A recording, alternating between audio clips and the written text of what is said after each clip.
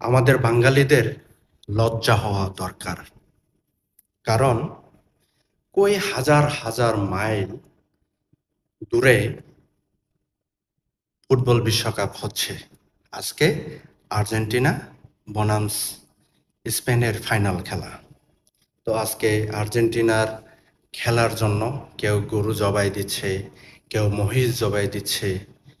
আসলেই বাঙালির একটু লজ্জা হওয়া উচিত। তারা বিশ্বকাপ খেলছে তাদের যোগ্যতায়। হ্যাঁ, আমাদের প্রিয় দল আছে। প্রিয় দলকে আমরা সমর্থন করতে পারি এবং জার্সি যেকোনো আমরা পড়তে পারি। কিন্তু তাদের খেলায় আমাদের গরু জবাই করে খাওয়াতে হবে, খেতে হবে। আপনারা একটু আশেপাশে তাকিয়ে দেখেন, আপনার পাশের বাড়ির একবেলা খেয়েছে কিনা ওইটা একটু জিজ্ঞাসা করে দেখেন।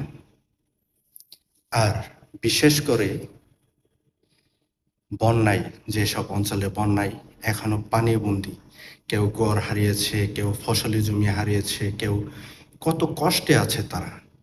মাছের ফিশারির গেরের মাছ চলে গেছে, তারা কতটা কষ্টে আছে।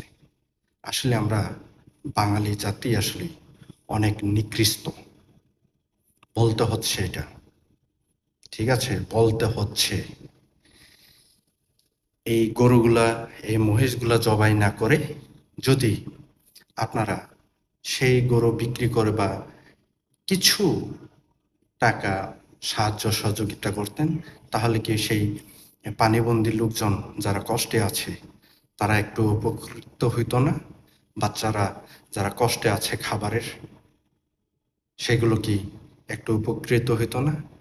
শুনেন, খেলার আনন্দ কিন্তু আপনি কয়েক ঘন্টা আপনি উপভোগ করতে পারবেন, অনুভব করতে পারবেন। কিন্তু আপনি যদি কাউকে টাকা বা সাহায্য করে, তাহলে কিন্তু অবশ্যই আপনার সারা জীবন সেই ভালো কাজের মূল্যায়নটা থাকবে। আশা করি সকলে আপনারা বুঝতে পেরেছেন। অসংখ্য ধন্যবাদ এই ভিডিওটা দেখার জন্য। আর শেষ কথা বলতে চাই, আমি কথা কিন্তু শেষ করে দিতে চাচ্ছিলাম, কিন্তু আবারও আমি কথার মাঝখানে আবার কথা বলছি। আপনারা কিন্তু একটি পয়সাও ওই খেলার তারা যে টাকা পাবে সেই টাকার একটি কানা করেও কিন্তু